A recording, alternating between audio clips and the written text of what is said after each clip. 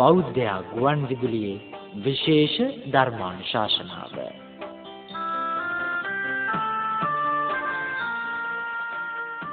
සම්මා සම්බුදු සරණයි ශ්‍රද්ධාවන්ත ශ්‍රාවක ඔබ සියලු දෙනාටම. සාර සංකේය කල්පලක්ෂයක් පුරාවට පාරමී ධර්මයන් පූර්ණේ කරමින් ලෞතර බුද්ධ රාජ්‍යයේ රාජ්‍යත්වයට පත් වී වදාළ අසම සම අංගීරස බුදු පියාණන් වහන්සේ දේශනා කොට වදාළ සුවාසූ දහසක් ධර්මස්කන්ධයෙන් බිඳක් අදත් ඔබ වෙනුවෙන් ගෙනෙන්නටයි අප සූදානම් වෙන්නේ. පින්තුනේ වර්තමාන ධර්ම sannivedanayeහි ප්‍රමිතිගත බෞද්ධ සලකුණ අද දවසේදී බෞද්ධ ගුවන්විදුලිය ශ්‍රී ලංකා ප්‍රමිති ආයතන පරිශ්‍රයේ සිට ඔබ වෙත දායකත්ව ධර්මදේශනාවක් sannivedanaya කරන්නටයි සූදානම් වෙන්නේ. මෙම උත්තරීතර සදහම් දේශනාව පවත්වන්නට අප සියලු දෙනා කෙරෙහිම කරුණා පෙරදරිව මෛත්‍රී පූර්වකව මෙම පුණ්‍යවන්ත මොහොතට වැඩමවා වදාළ කොළඹ 7 බෞද්ධාලෝක මාවතේ නාරද බෞද්ධ ධර්මායතනාධිපති ශාස්ත්‍රපති රාජකීය පඬිත පූජනීය තලල්ලේ චන්දකීර්ති ගෞරවනීය ස්වාමීන්ද්‍රයන් වහන්සේ පළමුවෙන්ම දොහොත් මුදුන් තබා සාදුනාද පවත්වා පිළිගනිමු. සාදු සාදු සාදු. පින්තුනි, මා මේට පෙර ආතුව සඳහන් කළාසේම මෙම ධර්මදේශනාව විශේෂ ධර්මදේශනාවක් ලෙසින් බෞද්ධ ගුවන්විදුලි මැදිරි පරිශ්‍රයෙන් බැහැරවයි අප පටිගත කරන්නේ. ඒ අනුව ශ්‍රී ලංකා ප්‍රමිති ආයතන පරිශ්‍රයේ සිට මේ වෙනුවෙන් විශේෂ වශයෙන් දායකත්වයේ ලබා දී කටයුතු කරන්නේ ශ්‍රී ලංකා ප්‍රමිති ආයතනයේ වසර 34ක් සේවය කර අද දින සේවයෙන් විශ්‍රාම යන දිනංජලි අබේවර්ධන මහත්මිය විසින් පුරා වසර 34ක් මිත්‍රශීලීව සහෝදරත්වයෙන් සේවය කළ ආයතනයේ සියලුම සොයුරු සොයුරියන්ට ධර්ම දානයක් බෙදා හදා දීමේ අපේක්ෂාවෙනුයි මේ උත්තරීතර ධර්ම දේශනාවට මේ සඳහා Tamanගේ සදැහැති දායකත්වයේ ලබා දී කටයුතු කරන්නේ. ඒ මතක් කිරීමත් සමගින් බෞද්ධ ගුවන්විදුලියට සවන් දෙන සියලු දෙනාටමත් මේ පුණ්‍යවන්ත මොහොතට පැමිණි සියලු දෙනාටමත් මා ආරාධනා කරනවා ධර්ම ශ්‍රවණයට පෙර ආතුව අපි සැවොම තිසරණ සහිත පංචශීලයේ සමාදන් වෙමු. ඒ සඳහා සාදුනාද පවත්වා නමස්කාර පාඨය තෙවරක් සජ්ජායනා කරමු. සාදු සාදු සාදු. අවසරයි ස්වාමීන්ද්‍රයන් වහන්සේ. නමෝ තස් භගවතෝ අරහතෝ සම්මා සම්බුද්දස්ස. නමෝ තස් භගවතෝ අරහතෝ සම්මා සම්බුද්දස්ස. නමෝ තස් භගවතෝ අරහතෝ සම්මා සම්බුද්දස්ස. බුද්ධං සරණං ගච්ඡාමි. බුද්ධං සරණං ගච්ඡාමි. ධම්මං සරණං ගච්ඡාමි. ධම්මං සරණං ගච්ඡාමි. සංඝං සරණං ගච්ඡාමි.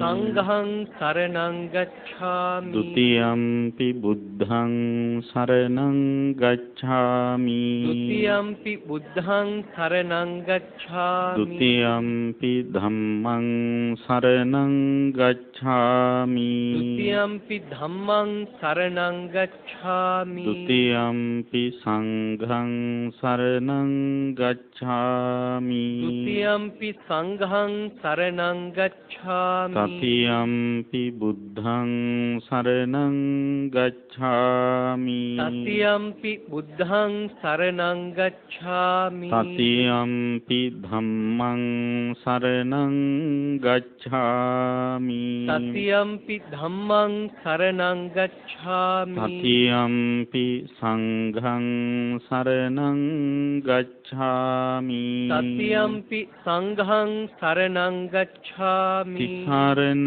ගමනං සම්පුන්නං ආම බන්තේ පානාති පාතා වේරමණී සික්ඛාපදං සමාදියාමි. පානාති පාතා වේරමණී සික්ඛාපදං සමාදියාමි. අදින්නාදානා වේරමණී සික්ඛාපදං සමාදියාමි. අදින්නාදාන වේරමණී සික්ඛාපදං සමාදියාමි. කාමීසු මිච්ඡාචාරා වේරමණී සික්ඛාපදං සමාදියාමි. කාමේසු මිච්ඡාචාරා වේරමණී සික්ඛාපදං සමාදියාමි. මුසාවාදා වේරමණී සික්ඛාපදං සමාදියාමි. මුසාවාදා වේරමණී සික්ඛාපදං සමාදියාමි. සුරාමීරය මජ්ජපමාදට්ඨානා වේරමණී සික්ඛාපදං සමාදියාමි. සුරාමේරය මජ්ජපමාදට්ඨානා වේරමණී සික්ඛාපදං සමාදියාමි. තිසරණීන සද්ධින් පංචශීලං ධම්මං සාදුකං සුරක්ෂිතං කତ୍වා අප්පමාදේන සම්පාදේත. ආම බන්තේ සාධු සාධු සාධු. සමන්ත චක්ඛවාලේසු අත්‍රා ගච්ඡන්තු දේවතා සද්ධම්මං මුනි රාජස්ස සුනන්තු සග්ග මොක්ඛදං ධම්ම ශ්‍රවණ කාලෝ අයං භදන්තා. ධම්ම ශ්‍රවණ කාලෝ අයං භදන්තා. ධම්ම ශ්‍රවණ කාලෝ අයං භදන්තා. සාධු සාධු. නමෝ තස්ස භගවතු අරහතෝ සම්මා සම්බුද්දස්ස. නමෝ තස්ස භගවතු අරහතෝ සම්මා සම්බුද්දස්ස. නමෝ තස්ස භගවතු අරහතෝ සම්මා සම්බුද්දස්ස. සාධු සාධු. පංචහි භික්ඛවේ ධම්මේහි සමන්නාගතෝ තේරෝ භික්ඛු සබ්‍රහ්මචාරීනං අප්පියෝච හෝති අමනාපෝ අගරුච අභාවනීයෝ ඡාති. සාධු සාධු සාධු. ශ්‍රද්ධාවන්ත පින්වත්නි, දැන් හැමදෙනාම සූදානම් වෙන්නේ ධර්ම ශ්‍රවණය කරන්න. බෞද්ධයා ගුවන් විදුලි නාලිකාව ඔස්සේ විසුරුවා හරිනු ලබන මේ ධර්ම දේශනාව බාහිර පටිගත කිරීමක් ලෙසිනුයි අද මේ ස්ථානයේදී මෙලෙසින් පවත්වන්නේ. ශ්‍රී ලංකා ප්‍රමිති ආයතනයේ සදහැවත් පින්වතුන් ඒක රාශී වෙලා මේ ධර්ම දේශනාව ශ්‍රවණය කරන්නට සූදානමින් සැදී පැහැදී සිටිනවා. අද මේ උතුම් සදහම් තිලිනය, එහෙම නැත්නම් මේ උතුම් ධර්ම දානය සිදු කරන්නේ ශ්‍රී ලංකා ප්‍රමිති ආයතනයේ වසර 34ක් සේවය කරලා අද දින සේවයෙන් විශ්‍රාම යන දිනාංජලි අබේවර්ධන මහත්මනිය මුල් වෙලා පින්කමේ පරමාර්ථය, ප්‍රධාන පරමාර්ථය වශයෙන් තබාගෙන තිබෙන්නේ පුරා වසර 34ක් මිත්‍රශීලීව සහෝදරත්වයෙන් සේවය කළ ආයතනයේ සියලුම සොයුරු සොයුරයන්ට ධර්ම දානයක් පිරිනැමීම. සාමාන්‍ය සිරිත විශ්‍රාම යන කෙනාට ආයතනයේ ඉන්න අය තෑගි දෙන එක. ඉතින් මෙතුමිය කල්පනා කළා මේ Taman විශ්‍රාම යන මොහොතේ හැමෝම එකතු කරගෙන හැමෝගෙම සහයෝගය ඇතිව මේ විදිහට පින්කමක් කර ගැනීම ජීවිතයේ සදානුස්මරණීය ක්‍රියාවක් කියලා. ඉතින් ඒ නිසා තමයි මේ පින්කම මෙලෙසින් සංවිධානය කරගෙන තිබෙන්නේ. ඊට අමතරව මීට වසර 15කට කලින් අභාව ප්‍රාප්ත වන්නට යෙදුන ඒ දයාබර පියාණන් වහන්සේ වන දයා අබේවර්ධන මහත්මයා ඇතුළු සියලු ඥාති හිත මිත්‍රාදීන්ටත් මේ ආයතනයේ සේවය කරලා පරලෝසපත් සියලුම මහත්මීන්ටත් පින් අනුමෝදන් කිරීමත් ඒ වගේම දැනට වයෝ වෘද්ධව වෙසෙන දයාබර මෑණියන් වහන්සේ දිනංජලි අබේවර්ධන මහත්මණියගේ මෑණියන් වහන්සේ වන පුණ්‍ය අබේවර්ධන මාතාවට ආශිර්වාද කරන්න සෙත් ප්‍රාර්ථනා කරන්න බෞද්ධ මාධ්‍ය ජාලයේ සභාපති ගෞරවනීය දරණගම කුසල ධම්ම ස්වාමින් වහන්සේ ප්‍රධාන මහා සංඝ රත්නයේට හැම දිනාටම ආශිර්වාද කිරීම කියන අරමුණු ඇතිවයි මේ පින්කම සිද්ධ කරන්නේ. මේ වෙලාවේ ධර්ම දේශනාව සඳහා මා පින්නතුන්ට කියලා දෙන්න බලාපොරොත්තු වන්නේ පිරිසක් සමග ජීවත් වෙනකොට ඒ පිරිස අතරේ ප්‍රියමනාප චරිතයක් බවට පත් වෙන්නේ කොහොමද? ගරු සම්භාවනාවට පත්විය හැකි චරිතයක් වන්නේ කොහොමද කියන කාරණය සම්බන්ධයෙන් බුදුරජාණන් වහන්සේ දේශනා කරපු සූත්‍ර දේශනාවකුයි. දැන් මේ ආයතනියනුත් කරන්නේ හොඳ ප්‍රමිතිගත භාණ්ඩ දේවල් රටට හෙළි කිරීම. එතකොට මෙහි ඉන්න අයත් හොඳ ප්‍රමිතියකින් යුක්ත අය වෙන්න ඕන නේද? එතකොට බෞද්ධයෙක්ගේ එක්තරා විදිහක ප්‍රමිතිකරණයක් තමයි බුදුරජාණන් වහන්සේ මේ සූත්‍රයේදී පැහැදිලි කරන්නේ. අදාළ ගුණ ධර්මයන්ගෙන් අදාළ කාරණාවන්ගෙන් යුක්ත උනහම යම් කිසි දෙයක් අපි හොඳ දෙයක් හැටියට සම්මත කරගන්න. මේ ආයතනෙන් ඒ අදාළ භාණ්ඩවල තත්වය ගුණාත්මක භාවයේ තියෙනකොට SLS සහතිකය ලබා දෙනවා නේද? අන්න ඒ වාගේ තමන්ටත් SLS සහතිකයක් ලබා ගන්න පුළුවන් වටිනා ගුණ ධර්ම කිහිපයක් ගැන විස්තර වෙන සූත්‍රයක් තමයි අද මා පින්නතුන්ට කියලා දෙන්න බලාපොරොත්තු වන්නේ. මේ සූත්‍රයේ නම අක්ඛම සූත්‍රය. අයන්න අල්කයන්න මහ ප්‍රාණකයන්න මයන්න.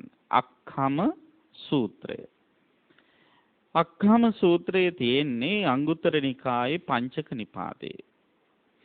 බුදුරජාණන් වහන්සේ සවැත් නුවර ජේතවනාරාමේ වැඩ ඉන්නකොට තමයි මේ සූත්‍රය දේශනා කළා තියෙන්නේ. බුදුහාමුදුරුවෝ ධම්සභා මණ්ඩපයේ ධර්මදේශනා සඳහා අසුන් ගත්තාම බුදුරජාණන් වහන්සේ වටා සිව්වනක් පිරිස වාඩි වෙනව බණහන්. කවුද කියන්න බලන්න සිව්වනක් පිරිස? භික්ෂු, භික්ෂුණී, උපාසක, උපාසිකා කියලා. ඒතර බුදුහාමුදුරු ළඟින්ම වාඩි වෙන්නේ කවුද? භික්ෂූන්. ඊළඟට භික්ෂුණී. ඊළඟට උපාසක. ඊළඟට උපාසිකා. අවසානයේට අන්තිමට වාඩි වෙන්නේ කවුද? උපාසිකාව. ළඟින්ම ඉන්නේ භික්ෂූන්. ඇයි උපාසිකාව ළඟට ගන්න නැත්තේ? වැඩියට ළඟට ගන්න හොඳ නැති හින්දා. නේද? ඉතින් ඒ විදිහට බුදුහාමුදුරුවෝ වටේට පිරිස වාඩි වෙලා මේ සිව්වනක් පිරිස බුදුහාමුදුරුවන්ගෙන් බණ අහනවා. එහෙම බණ අහනකොට බුදුහාමුදුරු ගොඩක් වෙලාවට මේ පිරිස් වර්ග හතරම හිටියට බණ කියන්නේ භික්ඛවේ කියන වචනය පාවිච්චි කරලා. ඇයි ඒ තමයි දැන් ළඟම ඉන්න කෙනා දිහා තමයි වැඩියෙන් බැලෙන්නේ. මේ අයි කොන්ටැක්ට් එක එන්නේ නිතරම ළඟින් ඉන්න. එතකොට එයාට තමයි ආමන්ත්‍රණය කිරීම වැඩි. ඒතර භික්ෂුන් වහන්සේලා ළඟ ඉන්න නිසා උන්වහන්සේලා ආමන්ත්‍රණය කරලා බණ කිව්වට බණ අහන අය හිතන්නේ නැහැ. එතන බුදුහාඳුරන්ගේ කාලේ හිටපු අය නම් හිතුවේ නැහැ.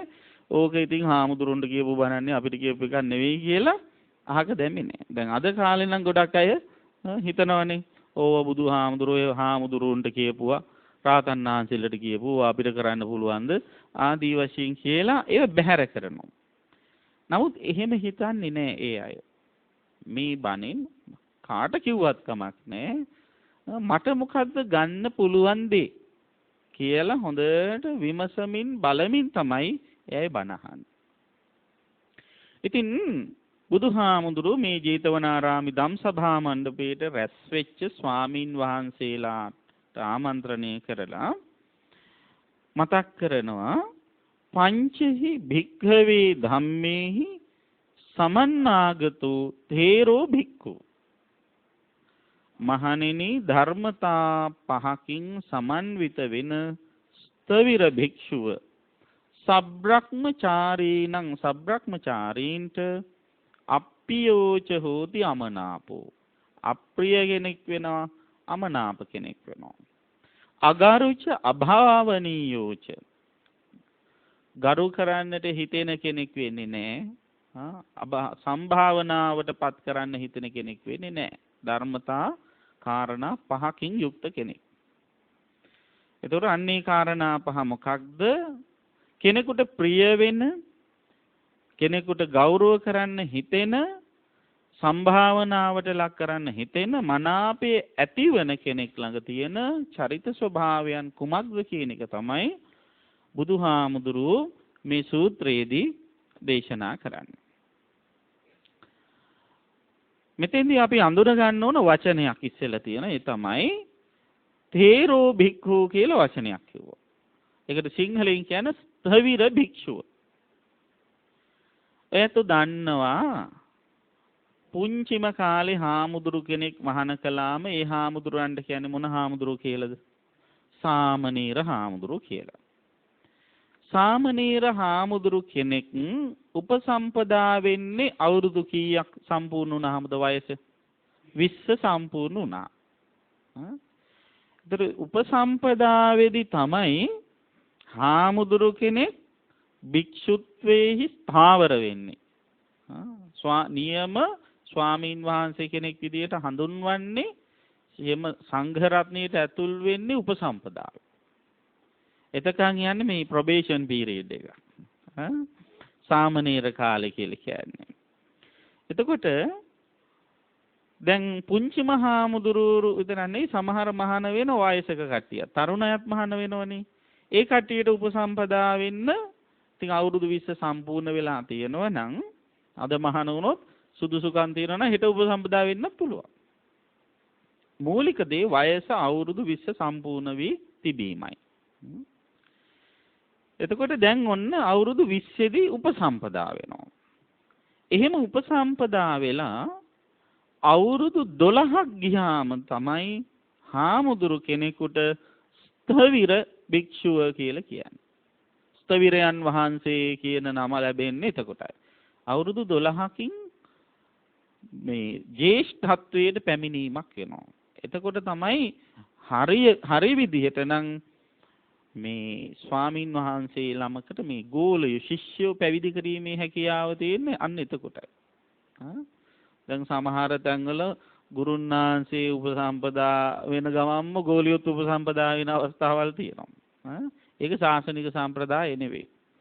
එහෙම වුණාම වෙන්නේ අර ගුරුන් වහන්සේ කියන දේ ගෝලියෝ අහන්නේ නැති වෙනවා. ඒ කට්ටිය හිතෙන වැඩ කරන්න රණ්ඩු වෙන්න ගුරුන් වහන්සේත් එක්ක අරුබුද ඇති කරගන්න තරහ වෙලා යන්න පෙළඹෙන්නේ අන්න එහෙම වෙනකොට.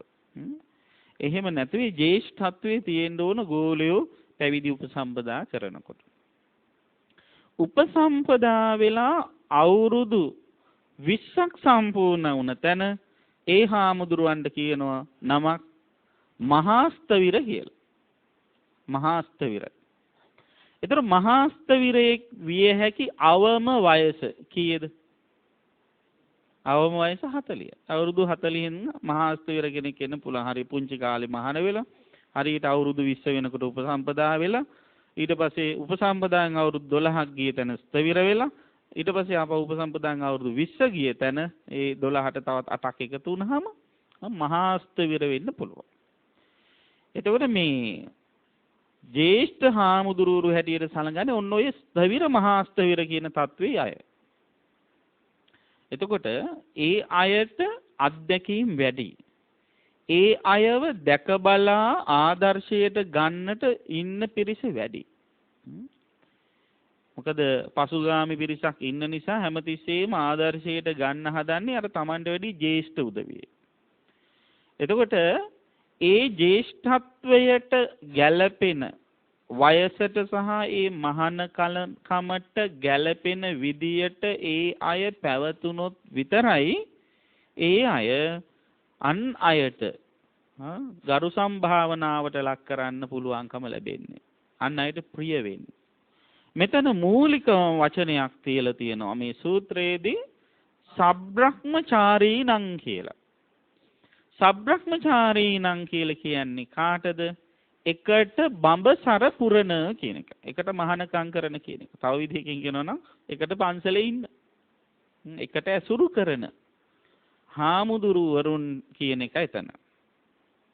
එතකොට දැන් අපි මේ කියන්න හදන ධර්මතා පහ යම් කිසි ජේෂ්ඨ හාමුදුරු කෙනෙක් ළඟ නැත්තම් මහාන වෙලා අවුරුදු 20ක් මහාන වෙලා උපසම්පදා වෙලා අවුරුදු 20ක් ගියත් උපසම්පදා වෙලා අවුරුදු 12ක් ගියත් ඒ හාමුදුරු ළඟ මේ කියන්න හදන තාම කිව්වේ නෑවා ඒ කියන්න හදන ලක්ෂණ ටික නැත්තම් ඒ හාමුදුරු අර අනිත් හාමුදුරුන්ට ප්‍රිය වෙන කෙනෙක් නෙවෙයි.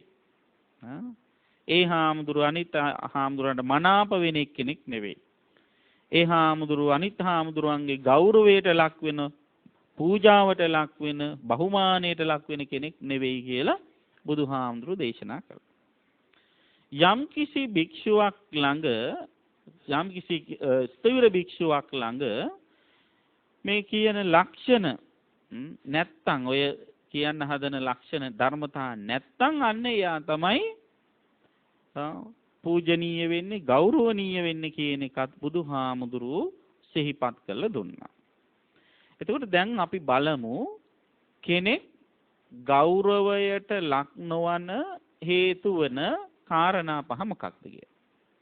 පළවෙනි කාරණාව තමයි අක්ඛමෝ හෝති රූපානං. ඔන්න මතක තියාගන්න පස්සේ ආන ඔක්කොම අක්ඛමෝ හෝති රූපානං. දැන් මේ වචනේ අපි ඉගෙන ගන්න ඕන ඉස්සෙල්ලම. සූත්‍රේ නමත් අක්ඛමනේ. දැන් ඔයත් අහලා ඇති වචනයක් තියෙනවා පාලියෙන් කමති කියලා. මහා ප්‍රාණ khයන්න කමති. ඒක ක්‍රියාපදය. ඒකේ නාම පදයට කියන කන්ති කියලා. කන්ති කියන්නේ මොකක්ද? කන්ති කියන්නේ ඉවසීම. කමති කියලා කියන්නේ ඉවසනවා. කමති කියන්නේ ඉවසනවා.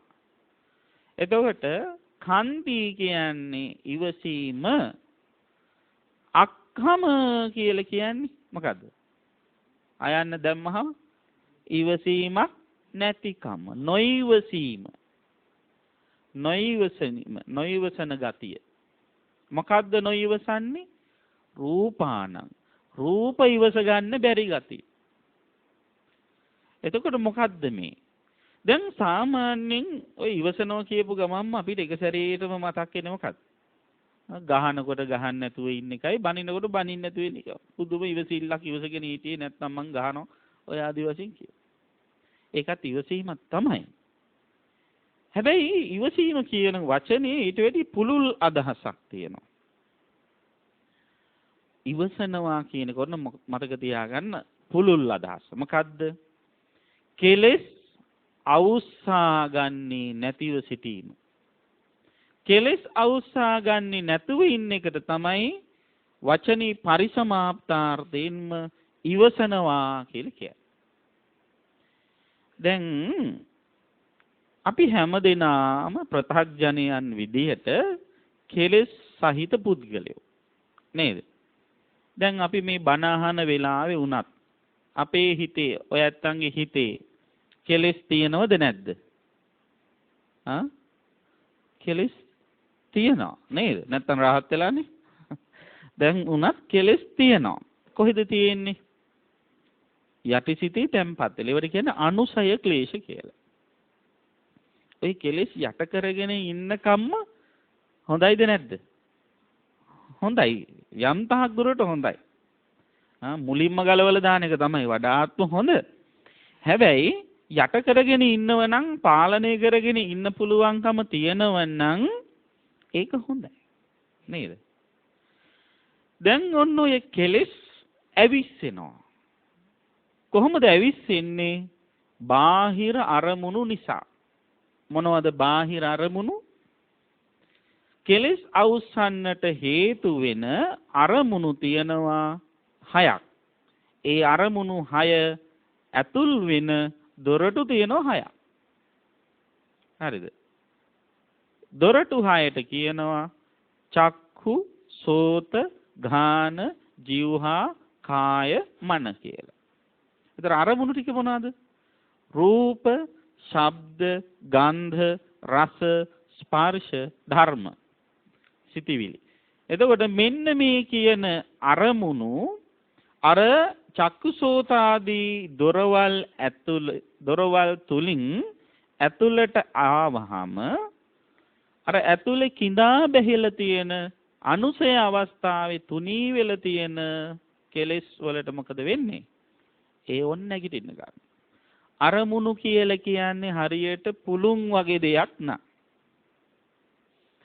යට ගැහිලා තියෙන කෙලෙස් කියලා අනුසය කෙලෙස් කියන්නේ හරියට ඔය මේවා වගේ නම් ගිනි පුපුරු වගේ නම් අඟුරු වගේ නම් ගිනි අඟුරු වගේ නම්. එතකොට ගිනි අඟුරු ටිකක් උඩට පුළුන් කෑල්ලක් දැම්මහම මොකද වෙන්නේ? ඇවිලිලා යනවා. එතකොට අර ගින්න යටපත් වෙලා තිබිච්ච ගින්න අඟුරු තුල යටපත් වෙලා තිබිච්ච ගින්න පුළුන් එක්ක ඇවිලීගෙන එනවා. අන්න ඒ වගේ පින්නතුනේ ඇහැ කන නාසය දිව ශරීරයේ මනස කියන මේ ඉන්ද්‍රියන් ඔස්සේ ගොදුරු වෙන ඒවට ගොදුරු වෙන රූපාදී අරමුණු නිසා අපි අපේ කෙලෙස් අවුස්ස ගන්නවා. එහෙම කෙලෙස් අවුස්ස ගන්නවා නම් එයාට ඉවසීමක් තියනවද නැද්ද? එයාට ඉවසීමක් නැහැ. මොනවද මේ අවුස්ස ගන්න කෙලෙස්? යට ගැහිලා තියෙන සමහර ඇත්තන්ගේ හිතේ රාගානුසය රාගික අදහස් යට ගැහිලා තියෙනවා. ඒ රාගික අදහස් අරමුණුත් එක්ක ඉස්මතු ඇවිල්ලා ක්‍රියාත්මක කරන්න ගියොත් අන්න එයා පිරිහිච්ච චරිතයක් බවට පත් වෙනවා. එයාට පූජනීය චරිතයක් වෙන්න බෑ. ඊළඟට පටිඝානුසය පටිඝ කියන්නේ තරහ. තරහත් අපි යට හිතේ තැම්පත් වෙලා තියෙනවා. අර බාහිරව එන අරමුණු නිසා අර කෙලෙස් අවුස්සගත්තොත් ඒවා තුල කෙලෙස් පාලනය කරගන්න බැරි වුණොත් ඉවසිල්ලක් නැති වුණොත් අන්න අපි පූජනීය චරිතයක් වෙන්නේ නැහැ. අපි හැමෝගෙම හැල්ලුවට ලක් වෙන අගෞරවයට ලක් වෙන චරිතයක් බවට පත් වෙනවා. ඊළඟට මානානුසය මානය අපේ යටිහිතේ කිඳා බැහැලා තියෙන මානය. ඒ මානෙ ඉස්මතු වෙලා ඇවිල්ලා කෙලෙස් වලින් අපි වැහිලා ගියොත් අපි පිරිහිච්ච චරිත බවට පත් වෙනවා. ඊළඟට වැරදි දෘෂ්ටි ඊළඟට ඉරිසියාවල් ක්‍රෝධ මේ වාගේ නරක සිතිවිලි ඉස්මතු කරලා ගත්තොත් වෙන්නේ කුමක්ද? අර අපේ වටිනාකම් පිරිහිලා. දැන් අපි කිසියම් පාලන ධර්මතාවන්ගෙන් මූලිකම පාලන ධර්මතා දෙක තමයි හිරියොත්ප්ප කියලා කියන්නේ. මොකද්ද හිරියොත්ප්ප කියන්නේ? ලැජ්ජා බය දෙක.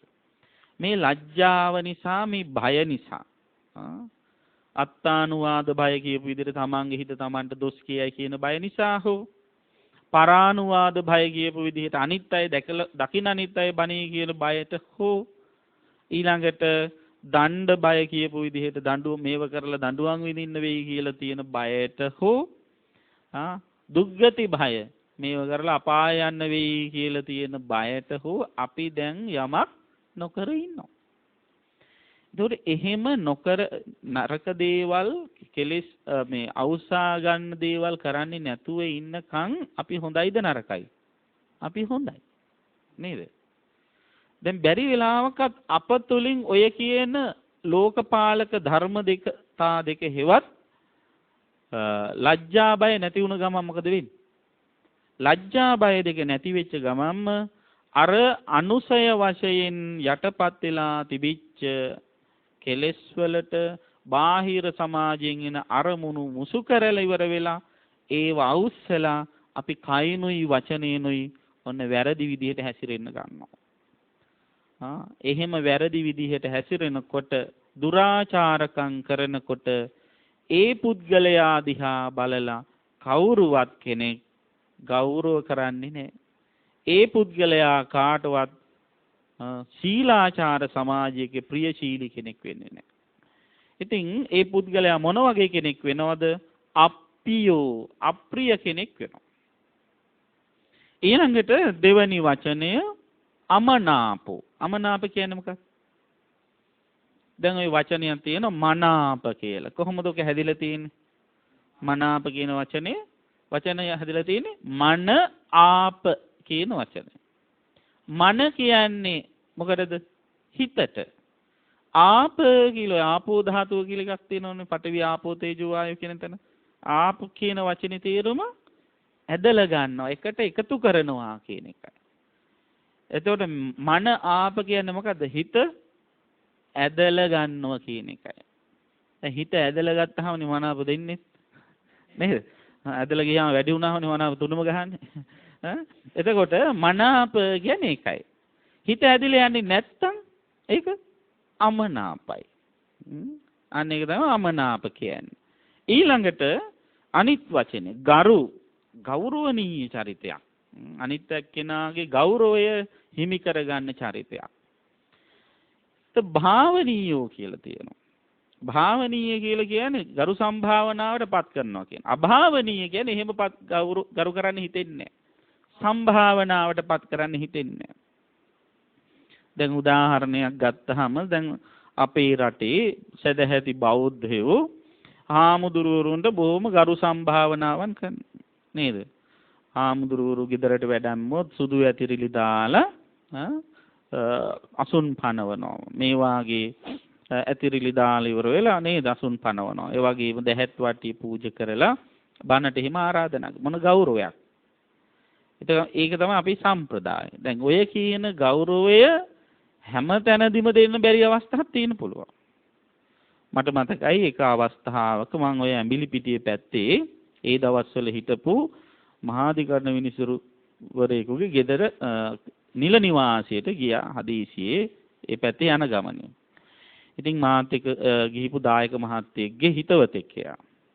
ඉතින් ඒ දායක මහත්තයෙක් කිව්වා ස්වාමීන් වහන්සේට අසුනක් පනවන්න ඇතිරිල්ලක් දාන්න කියලා. එයා ඉතින් නවාතන්ගෙන හිටපු ගෙදර. ඉතින් දැන් කාමරයකට ගිහිල්ලා විනාඩි 10ක් 15ක් ඉන්නවා මෙයා ඉන්නේ නැහැ. ඉතින් මං හිතන්නේ සුදු ඇතිරිලි නැතුව ඇති ගෙදර. පස්සේ හොයලා ඇවිල්ලා මෙයා බොහොම අපූර්ව කතාවක් මට කිව්වා. අනේ ස්වාමීන් වහන්සේ සුදු ඇතිරිල්ලක් හෙව්ව හොයාගන්න නැහැ. බස් එකකට නැග්ග කියලා හිතාගෙන වාඩි වෙන්න කියලා කිව්වා. මාත් ඉතින් එහෙම හිතාගෙන වාඩි වුණා. දැන් බස් වලට නැග්ගාම කවුද ඇතිරිලි දාන්නේ නේද? ඉතින් කිසිේතත් එහෙම අවස්ථාවලට මුහුණ දෙන්නත් වෙනවා. නමුත් සාමාන්‍යයෙන් හාමුදුරුවරු වඩාමනකොට ගෞරව සම්භාවනාවෙන් නේද? දැන් බණවලට එහෙම යනකොට බලන්න නේද? දැන් බණට මට හොඳ එක්ස්පීරියන්ස් තියෙනවා. දුර බණවලට යන හින්දා ඉතින් ආරාධනා කරපු දවසේ ඉඳලම ටෙලිෆෝන් කර අහනවා ස්වාමින් වහන්සේ වඩිනව නේද? වරද්දක් නැහැ නේද? දැන් පිටත් වුණාට පස්සෙත් අහනවා දැන් කොහෙද පිටත් වුණා නේද? ඔය ඔක්කොම මග දිගට අහනවා. ඊට පස්සේ ඉතින් බණ කියන්න ගියාමත් මුතු කුඩ යටින් බෙර ගහලා පාවඩ දාලා ගෞරවණීය විදිහට එක්කගෙන යනවා බණ කියන්න. පෙර ගමන් එහෙම ඇවිල්ලා. ඊට පස්සේ දැන් බණ කියනවනේ. බණ කියලා ඉවර වුණාට පස්සේ කුඩෙත් නැහැ බෙරෙත් නැහැ. අඩු ගානේ කරදරයක් නැතුව සායින්නාස් ආවද කියලා කෝල් එකක්වත් නැහැ. ඉතින් ඕ ඉඳදරහගෙන ඉන්න වෙනවා. කෙසේ වෙතත් අර ගරු සම්භාවනාව කියන එක අපේ බෞද්ධ සම්ප්‍රදාය තුළ ක්‍රියාත්මක වෙන එකක්. ඉතින් සම්භාවනීය පුද්ගලයෙ කියන්නේ සම්භාවනාවට පත් කරන එක කෙනෙකුගේ කුසලය දියුණු වන්නට හේතු වෙන කාරණාවක්. ඉතින් අභාවනීය කියලා කියන්නේ එහෙම ගරු සම්භාවනාවට පත් වෙන්නේ නැහැ, පත් කරන්නේ නැහැ කියන එකයි. ඒතර දැන් යම් කිසි කෙනෙක් අක්ඛමෝ හෝති රූපානං කියපු විදියට රූපය ඉවස ගන්න බැරි නම්, ඒ කියන්නේ රූපය නිසා කෙලෙස් අවුස ගන්නවන. මොන කෙලෙස්ද? රාගය, ද්වේෂය, මෝහය ආදී කෙලෙස් අවුස ගන්නව නම් අන්න එයා අර එකට ඇසුරු කරන අයත් ප්‍රිය එක්කෙනෙක් වෙන්නේ නේද? මොන වගේ කෙනෙක්ද? විශේෂයෙන්ම තේරෝ භික්ඛු. තේර භික්ඛු කියලා කියන්නේ ස්ථවිර භික්ෂුවක් කියනවා. දැන් ඔය ඇත්තන් දෙක ගිහියත් ඇත්තත් එක ගලපලා බැලුවොත් ස්ථවිර භික්ෂුව කියලා කියන්නේ මොන වගේ කට්ටියටද? මෙන්න මේ විශ්‍රාම යන්න කිට්ටු වයසේ ඉන්න අය. එහෙම නැත්නම් ටිකක් තලත් ඈනි උදවිය නේද? ඒ කට්ටිය රූපය පරිහරණය කරනකොට රූපවලට තමන්ගේ වයසට ගැළපෙන රූප බලන්න පුරුදු වෙන්න නේද? දැන් මේ මෙතන ඉන්න මේ විශ්‍රාම යන්න වයසේ ඉන්න අවුරුදු 50ක 60ක වගේ වයසේ ඉන්න කට්ටිය තමන්ගේ වැඩ කරන මේසෙ යට වීදුරුව යට ශාරුක් ખાන්ගේ හැම ෆොටෝ එකක් එහෙම දාගෙන හිටියොත් නේද? අනික කට්ටිය බලන්නකො වයසට ගිහිල්ලත් මේ දාන් ඉන්න ඒවා තාම හැදිලා නැහැ නේ මේ මිනිස්සයා කියලා දොස් කියන්න ගන්නවා නේද? එතකොට රූපයක් බලනකොට තරුණ ළමයෙක් එක දාගෙන හිටිය කියලා ඒක එච්චර වරදක් නෙවෙයි. ඒකයි මෙතන මේ අර වචනේ අවධාරණය කරලා තියෙන්නේ. නමුත් වයස්ගත වීමත් එක්ක කිසියම් දැනුමින් මුහුකුරා යන පරිපාකයකට පත් වෙනකොට ස්වභාවයෙන්ම තියෙන්න ඕන කෙනෙක් තුල සංයමයක්, සංවරයක්. අන්නේ සංයමය, ඒ සංවරය, ඒ ආත්ම දමනය යමෙක් තුල නැත්තම් එයා ඉස්සෙල්ලම හැලුවට ලක් වෙන ඇසුරු කරන අයත් නේද? එයා කාර්යාලයක හිටියොත් කාර්යාලයේ එකට වැඩ කරන අය අතරේ හැලුවට ලක් වෙන කෙනෙක් වෙනවා. ගෙදරදී නම් ළමයින්ගේ හැලුවට ලක් වෙනවා නේද? දැන් තරුණ ළමයි බලන චිත්‍රපටි බලන්න අම්මලා තාත්තලා වයසක ආච්චිලා සීයලා වාඩි වෙලා බලන්න ගත්තොත් හැලුවට ලක් වෙනවා නේද? ඒ තමන්ගේ වයසට ගැළපෙන විදිහට ඒව බලන්න.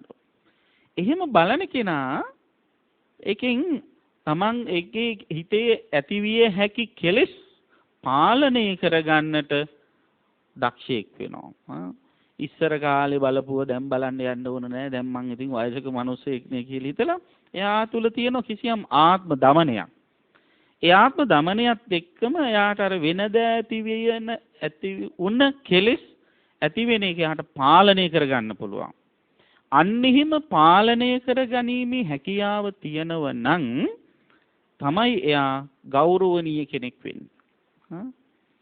ඒ වගේම දැන් රූප කියලා කිව්වහම මේ ඇහැට පේන රූප අතරේ තියෙන තව එකක් වෙන්න පුළුවන්. දැන් පොත් කියලා කිව්වහම පොත වුණත් රූපයක් නේද?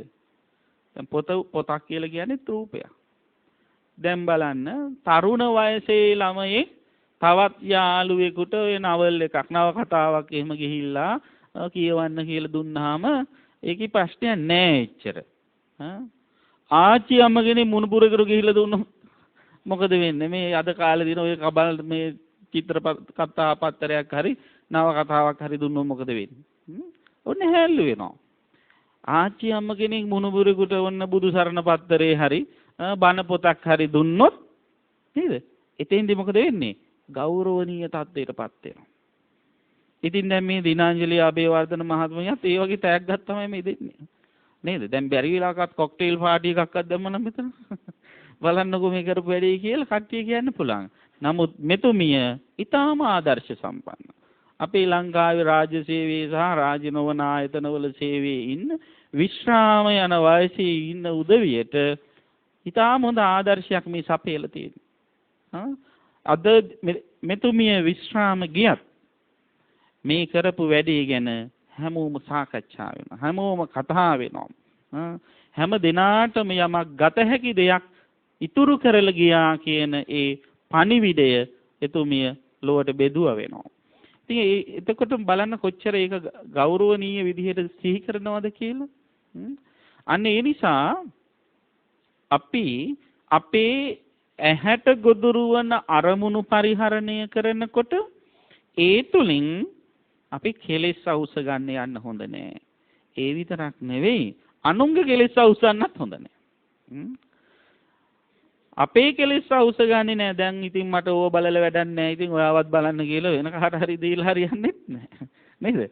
ඒ නිසා එහෙම නැතුව කටයුතු කරන්න පුරුදු වෙන්න. එහෙම කටයුතු කරනවා නම් තමන්ගේ කෙලෙස් අවුස ගන්නේ නැතුව අනුන්ගේ කෙලෙසුත් අවුසන්නේ යනවා නම් එයා ප්‍රියශීලී ගෞරවනීය සම්භාවනාවටපත් වෙන චරිතයක් වෙන්නේ නැහැ. අන්න ඒක බුදුහාමුදුරුවෝ අවධාරණය කරන. ඒක තමයි අක්ඛමෝති රූපාණං කියලා. ඊළඟ වචනේ අක්ඛමෝහෝති සද්දානං. කනට ඇහෙනවනේ ශබ්ද. ඒ ඇහෙන ශබ්ද පදනම් කරගෙන සමහරුන්ට කෙලෙස් ඇවිසිලා යනවා. ඒක තමයි අක්ඛම කියලා කියන්නේ. සමහරුන්ට ඇහැට පේන රූප නිසා කෙලෙස් අවුස ගන්නවා. සමහරු කනට ඇහෙන ශබ්ද නිසා කෙලෙස් අවුස ගන්නවා. ඒ කියන්නේ ඉවස ගන්න බෑ. ඉවස ගන්න බෑ කියන්නේ අර කෙලෙස් පාලනය කරගන්න බෑ කියන එකයි. එහෙම පාලනය කරගන්න බැරි වුණාම තමයි මිනිස්සු දුස්සීලකම් කරන්නේ. දුස්සීලකම් කරන්න ප්‍රධානම හේතුව තමයි තමන්ව පාලනය කරගන්න බැරික. දැන් උදාහරණයකට ගත්තොත් දැන් එක එක්කෙනා කියන කතාවක් තමයි මොකද්ද? මේ හොරකම් කරන්න වෙන්නේ දුප්පත්කම වැඩි නිසා කියලා. ඒක ඇත්ත කතාවක් නෙවෙයි. මොකද ලංකාවේ වැඩියෙන් හොරකම් කරන්නේ තියෙන කට්ටිය. ඔය සූත්‍ර දේශනාවලට අනුවත් පළවෙනි හොරත් හොඳටම තිබිච්ච මිනිස්සෙක්. එහෙම නැති මිනිස්සෙ නෙවෙයි. ඒතර මේ දුප්පත්කම නිසාමයි මේ හොරකම් කරන්න කියලා කියනවා නම් ඒක වැරදි. හොරකම් කරන්න ප්‍රධානම දේ තමයි ආත්ම සංයමයක් නැතිකම. අවිද්‍යාව නැමැති විෂම ලෝභය නැමැති ක්ලේශ ධර්මයේ චෛතසික ධර්මයේ පාලනය කරගන්න බැරි වුණාම ඔන්න ඊට පස්සේ ආශාවෙන් බොරු කියලා කේලම් කියලා අනුන්ගේ දේවල් කඩා වඩා ගන්න හොරකම් කරන්න පෙළඹෙනවා. ඒතකොට ඒ தത്വයටපත් වෙන්නේ නැතුව ඉඳීම හොඳ සීලයක්. එහෙම යම් කිසි කෙනෙකුට තමන්ගේ කෙලෙස් පාලනය කරගන්න පුළුවන් නම් ඉවස ගන්න පුළුවන් නම් එයා තමයි හොඳම සිල්වතා. කන්ති පරමං තපෝ බුදුරජාණන් වහන්සේ දේශනා කළේ මේ ලෝකේ තියෙන උතුම්ම තපස සීලය තමයි ඉවසීම. ඒ නිසා අන්නේ ඉවසීම වයසින් මුහුකුරා යත්ම අපිට තියෙන්න ඕන. සීනියර් සිටිසන්ස්ලා වෙනකොට නේද අනිවාර්යයෙන්ම ඔය කියන தত্ত্বය අප තුල තියෙන්න ඕන. දැන් බලන්න සමහර අය වයසට ගියාට පස්සේ තමයි හරියට ලෝභකම් වැඩි. වයසට යන්න ලෝභයි. නේද? වයසට යන්න හැමතිස්සෙම රණ්ඩු වෙන ගතිය වැඩි. දැන් එතකොට එහෙම චරිත වලට ප්‍රියමනාප චරිත බවට පත් වෙන්න බෑනේ. ගෞරව සම්භාවනාවටපත් වෙන චරිත බවටපත් වෙන්නේ නැහනේ. එහෙමනම් වයස්ගත වෙන්න මේ ඉවසීම කියන එක මේ ශික්ෂණය කියන එක අනිවාර්යයෙන්ම තියෙන්න ඕනේ. ඉතින් යම් කිසි කෙනෙක් ශබ්ද හමුවේ තමන්ගේ කෙලෙස් අවුස්ස ගන්නවා නම් එයා පිරිහිච්ච චරිතයක්. ඊළඟට අක්ඛමෝ හෝති ගන්ධානං. ගන්ධ සුවඳ හමුවේ ඉවසන්න බැරි නම් ඒ කියන්නේ කෙලෙස් අවුස ගන්නව නම් එයා පිරිහෙන චරිතයක්. දැන් සාමාන්‍ය කීමටත් කියන්නේ ඉවස ගන්න බැරි ගඳක් කියලා. නේද? එය උනත් භාවිත මනසක් තියෙන කෙනෙක්ට දරා ගැනීමේ හැකියාව තියෙන්න ඕන. ගඳ ඉවස ගන්නම බැරි නම් නහය වහගන්න එක වෙනම දෙයක්. හැබැයි ගොඩක් අය ඒ වෙනුවට කරන්නේ කුමක්ද? නහය වහ ගන්නවා වෙනුවට ගඳ ගස්සපු එක්කිනා හොය එයත් එක්ක ගැටෙන්න යනවා. එතකොට තමන් ආධ්‍යාත්මිකව පිරිහිච්ච පුද්ගලෙක් බවට පත් වෙනවා. නහය වහගෙන ගිහිල්ලා ගඳට හේතුව හොයලා ඉවරලා ගඳ නැති කරන එක වෙනම දෙයක්. එහෙම නැතුව අර ගඳ නිසා තමන්ගේ හිතේ ද්වේෂය, මානය, පටිඝය ඕ අවුස්සාගෙන තමන් පිරිහෙනවා නම් එයාට කවදාවත් පූජනීය වෙන්න බෑ. එයා ගරු සම්භාවනාවට ලක් වෙන කෙනෙක් නෙවෙයි. ඊළඟට හතරවෙනි කාරණය අක්ඛමෝ හෝති රසාන. රස ඉවස ගන්න පුළුවන් කෙනෙක් වෙන්නත් ඕන. නේද? දැන් දිවට දැනෙන හැම රසයක්ම අපි කැමති රස නෙවෙයි. එතකොට ඒ රසය ඉවස ගන්න පුළුවන්කම එක්තරා විදිහක සංයමයක්. ඒ රස නිසා කෙලෙස් අවුස ගත්තොත් එයා පිරිහෙනවා. නේද? කෑම කනකොට උනත් එහෙම දැන් කෑමට ලුණු වැඩි වෙලා තියෙනවා නම් තෙල් දාලා තියෙනවා නම් කියපු විදිහට හදලා නැත්නම් ඔන්න සමහරුන්ට කේන්ති යනවා. එහෙම කේන්ති යනවා නම් ඒ කියන්නේ එයා ප්‍රියමනාප චරිතයක් නෙවෙයි. එයාට පූජනීය චරිතයක් වෙන්න බෑ. ඒව ඉවස ගන්න ඕන. නේද? එය එක එක ಜಾති රස ඉවසා ගැනීමත් එක්තරා විදිහක ගෞරවනීය චරිතයක ස්වභාවය. දැන් හාමුදුරුවෝ විදිහට නේද? අපි ඉවසන ඉවසිල්ල කවුරුවත් ඉවසන්නේ නැහැ නේ ඔය දෙන දානවල හැටියට. නේද? ඉතින් ඒ විදිහට ඉවසාගෙන හිටියොත් මේව මොනවද මේ ගේන කෑම මෙහෙම මට කන්න බෑ මේ කියලා විසි කරන්නේ නැතුව ඔය දෙන දෙයක් කාලා ඉවසගෙන හිටියොත් ගෞරව සම්භාවනාවට ලක් වෙන්න පුළුවන්. නේද? එහෙම නැතුව අපි කෙලෙස් අවුස්සාගෙන කෙලෙස් පෙන්නලා ගැටෙන්න පැටලෙන්න ගිහිල්ලා මේ වගේ දේවල්ද මං කාලා දෙන මම ඊට වැඩිය හොඳට කාපු කෙනෙක් ආදී වශයෙන් මානිය අවුස ගන්න ගියොත් වෙන්නේ දන්නේම නැතුව පිරිහිලා යනවා. ඉතින් අන්න එහෙම පිරිහෙන චරිතය තමයි අක්ඛමෝ හොති රසානං කියුවේ. ඊළඟ පිරිහෙන චරිතයේ තියෙන අර අප්‍රිය චරිතයේ තුල තියෙන ලක්ෂණය තමයි අක්ඛමෝ හොති පොට්ටබ්බාන. මේ පොට්ටබ්බ කියලා කියන්නේ මොනවද? ස්පර්ශ. ස්පර්ශ ඉවසා ගැනීමට දක්ෂයෙක් වෙනවා. ස්පර්ශ නිසා කෙලෙස් අවුස ගන්න හොඳ නැහැ. ස්පර්ශ කියලා කියන්නේ අපි අපේ මේ ශරීරයට ලැබෙන ස්පර්ශ නේද? මූලිකවම දැන් සරලව කිව්වොත් ඇඳුම් පැළඳුම් අඳිනවා කියන එක නේද? ඒකත් ස්පර්ශයක්නේ. ඒ ඇඳුම් පැළඳුම් අඳින්න යාමේදී උන්නත් තමන්ගේ කෙලෙස් අවුස ගන්න හොඳ නැහැ. ඒ අඳින ඇඳුම නිසා තමන් රාගය අවුස ගන්නව නම් නේද? පටිඝය අවුස ගන්නව නම් මානෙ අවුස ගන්නව නම් ඊළඟට ඊර්ෂ්‍යාව අවුස ගන්නව නම් එයා පිරිහිච්ච චරිතයක්. අනිත් එක තමයි මේ අරමුණු පරිහරණය කරනකොට අර තමන්ගේ වයස ගැන අනිවාර්යයෙන්ම බලන්න. ඒ වයසට ගැළපෙන අරමුණු පරිහරණය කිරීමත් එතෙන්දී කෙනෙක් ගෞරවනීය තත්ත්වයටපත් වෙන්න හේතුව. දැන් එහෙම වයසට නොගැලපෙන විදිහේ දේවල් පරිහරණය කළොත් හැල්ලු වෙනවා. නේද? දැන් උදාහරණයකට ගත්තොත් කවුරු හරි තරුණ ළමෙක් ඔය මේ දවස්වල දැන් ඉතින් හැමතැනම ව්‍යායාමයට ඇවිදින්න තැන් තියෙනවනේ නේද? දුවන්න තැන් තියෙනවනේ. ඉතින් ඔය කොට කලිසමක් ඇඳගෙන දිව්වයි කියලා ඔගේ එච්චර ප්‍රශ්නයක් නැහැ. නේද? හැබැයි අවුරුදු 75ක විතර ආච්චි අම්ම කෙනෙක් කොට කලිසමකුත් ඇඳගෙන සන්ග්ලාස් දෙකක් දාලා හැරමිටියක් අරගෙන දුවන්න ගත්තොත් නේද? බලන් ඉන්න අය ආදරේ හැලුවට ලක් වෙනවා. මොකද්ද මේ විකාරය කියලා? ඇයි ඒ තමන්ගේ වයසේ සීමාව අඳුනාගෙන කටයුතු නොකිරීම. එහෙනම් මෙන්න මේ සූත්‍රය හරියට වැදගත් වෙනවා. මේ අරමුණු වලින් තොර ලෝකයක අපිට ජීවත් වෙන්න බෑනේ.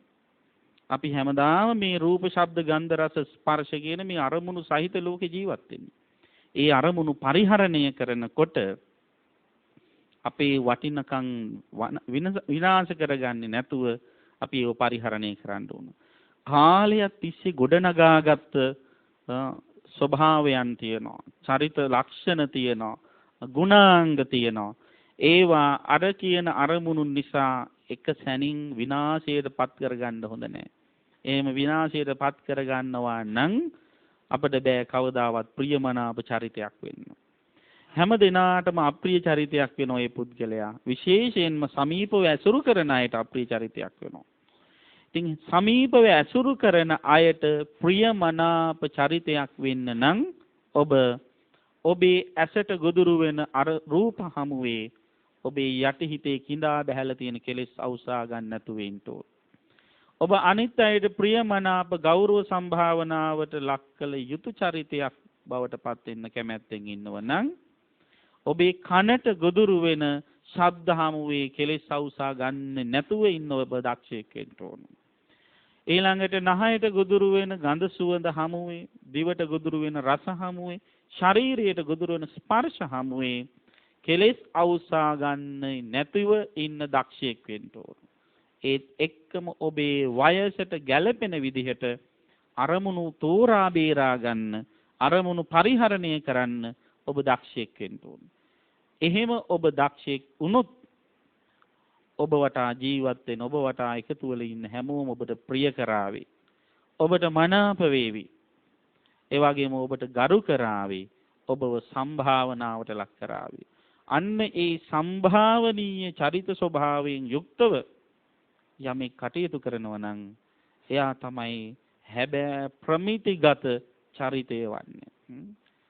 ආදර්ශයක් වෙනවා, මොඩල් එකක් වෙනවා. ඔන්න මේ අහවලා දිහා බලලා හැදෙන්න, අහවලාගේ චරිතය දිහා බලලා හැදෙන්න කියලා අනිත් අය ඔබව පෙන්නාවේ.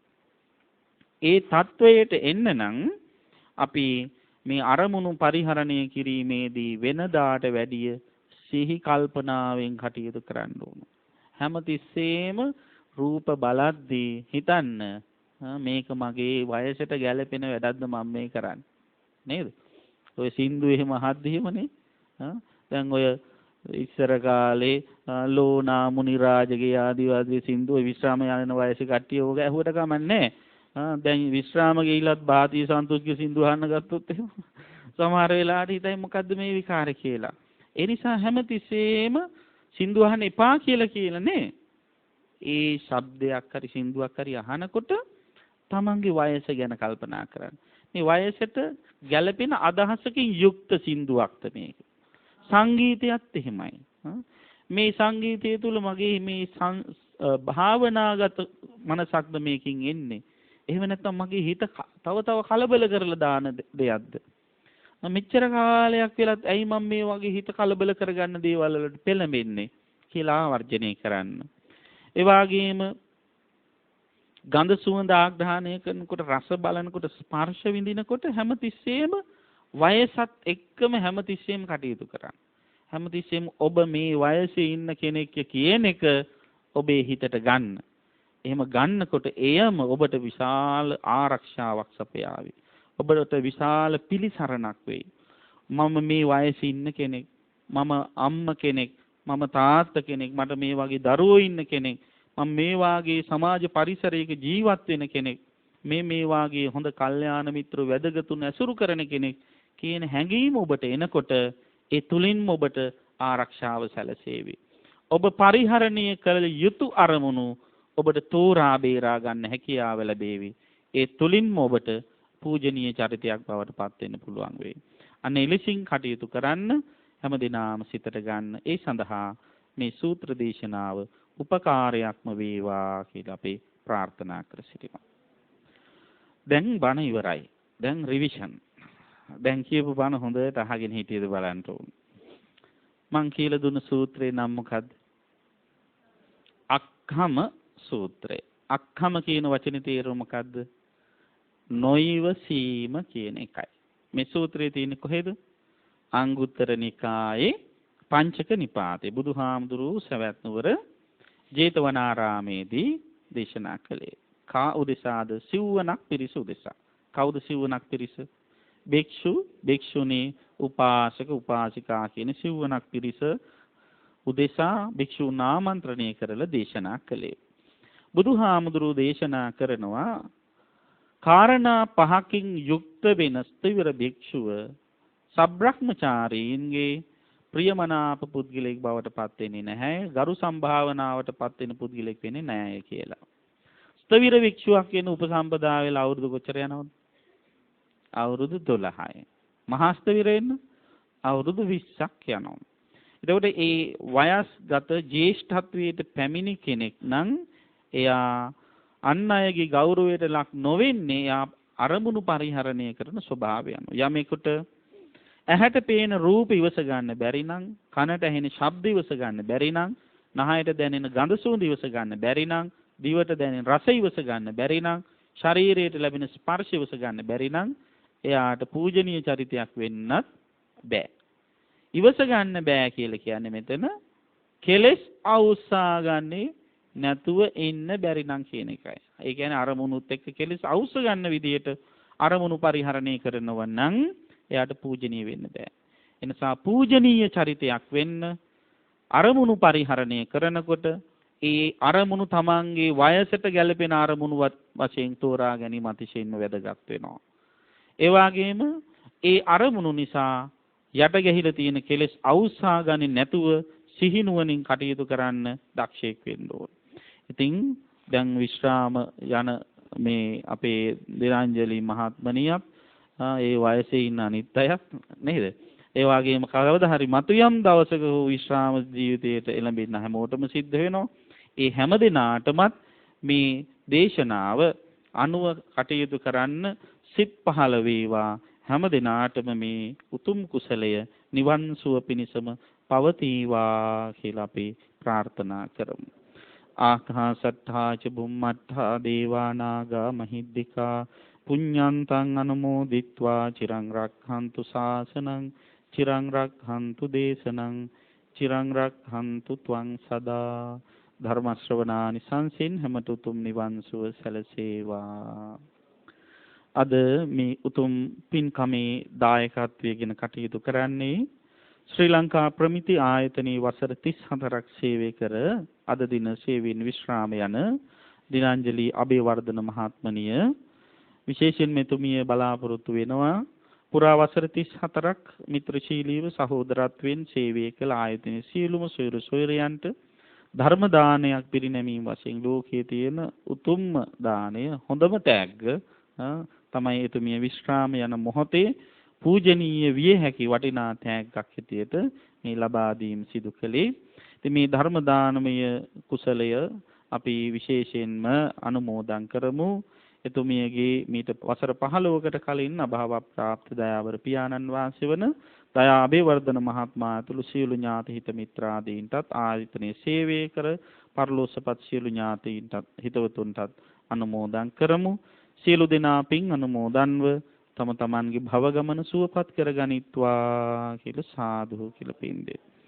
ලෝකියත් සම්බුද්ධ ශාසනයත් සුරකින්න සියලු දෙවියෝද පින් අනුමෝදන් වෙත්වා. පින් අනුමෝදන් වන දෙවියන්ගේ දේවාශීර්වාදයේ රැකවරණය මේ පින්නතුන් හැම දිනාටම සලසත්වා. විශේෂයෙන්ම වයෝවෘද්ධ වෙසෙන පුණ්‍යාභිවර්ධන දයාබර මෑණියන් වහන්සේටද බෞද්ධ අමාත්‍යාලයේ ගරු සභාපති දරණගම කුසල ධම්ම ස්වාමින් වහන්සේ ප්‍රධාන ගරුතර මහා සංඝරත්නයටද මේ සඳහා දායක වුණ අතහිත දුන්න හැම දිනාටම දෙවියෝ ආශිර්වාද කරත්වා. විශේෂයෙන්ම අද විශ්‍රාම යන දිනාංජලි අබේවර්ධන මහත්මනියට දෙවියන්ගේ දැහැමි රැකවරණ සලසා දෙමින් ඉදිරි අනාගතය හැම අතින්ම සුරක්ෂිත කරත්වා. දෙවියෝ පින් අනුමෝදන් වෙත්වා කියලා සාදු කියලා දෙවියන්ට පිළිගන්නවා. මේ උදාරතර කුසල් බෙලෙන් හැම දිනාටම මෙලව සුව වේවා පරලොව සුව වේවා හැකි තරම් ඉක්මනින් උතුම් නිවන් සුවත් සැලසේවා කියලා සාදු කියලා ප්‍රාර්ථනා කරන්න. හැම දිනාටම තෙරුවන් සරණයි. සාදු සාදු සාදු. පින්තුනි, පුරා හෝරාවකට ආසන්න කාලයක් ඔබ අප සියලු දෙනාම උත්තරීතර සදහම් දේශනාවක් ශ්‍රවණය කළා. මෙම ධර්ම දේශනාව විශේෂ ධර්ම දේශනාවක් ලෙසින් පටිගත කරන්නට යෙදුනේ පූර්ණ දායකත්වයක් පෙරදැරිව ශ්‍රී ලංකා ප්‍රමිති ආයතනයේ වසර 34ක් සේවය කර අද දින සේවයෙන් විශ්‍රාම යන දිනංජලි අබේවර්ධන මහත්මිය විසින් තම සහෝදරත්වයෙන් කටයුතු කළ ආයතනයේ සියලුම සොයුරු සොරියන්ට ධර්ම දානයක් බෙදා හදා දීමේ මූලික පරමාර්ථය පෙරදැරිවයි තමන්ගේ දායකත්වය ලබා දෙන්නට යෙදුනේ. එතුමියටත් අප හදපිරි කෘතවේදීත්වයේ පුද කරමින් මේ උත්තරීතර ධර්ම දේශනාව පවත්වන්නට යෙදුණු කොළඹ බෞද්ධාලෝක මාවතේ නාරද බෞද්ධ ධර්මායතනාධිපති ශාස්ත්‍රපති රාජකීය පඬිත පූජ්‍යපාද තලල්ලේ චන්දකීර්ති ගෞරවනීය ස්වාමින්ද්‍රයන් වහන්සේ මේ සිදු කරන ලද උදාරතර කුසල සම්පත්තිය හේතු කර ගනිමින් ගෞරවනීය ස්වාමින්ද්‍රයන් වහන්සේ ප්‍රාර්ථනා කරන්නා වූ බෝධියකින් අමා මහ නිවනින් නිවි සැනහෙන්නට මේ පින්කම එක ලෙසකින්ම හේතු වාසනා වේවා කියා අප සියලු දෙනාම සාදුනාද නංවා ප්‍රාර්ථනා කරමු. සාධු සාධු සාධු. එසේනම් පින්වත්නි, අද දවසේදී බෞද්ධ ගුවන්විදුලිය ඔබ වෙත ගෙන දායකත්ව ධර්ම දේශනාව මෙතකින් අවසන් කරන්නටයි සූදානම් වෙන්නේ. තාක්ෂණික දායකත්වය ලබා දුන් දමිත් මදුසංක සොයුරාටත් හදපිරිකෘත වේදීත්වයේ පිරිනමමින් බෞද්ධ ගුවන්විදුලිය ඔබ වෙත ගෙන දායකත්ව ධර්ම දේශනාව මෙතකින් අවසන් වනවා. පුණ්‍යවන්ත ඔබ සියලු දෙනාටම සම්මා සම්බුදු සරණයි.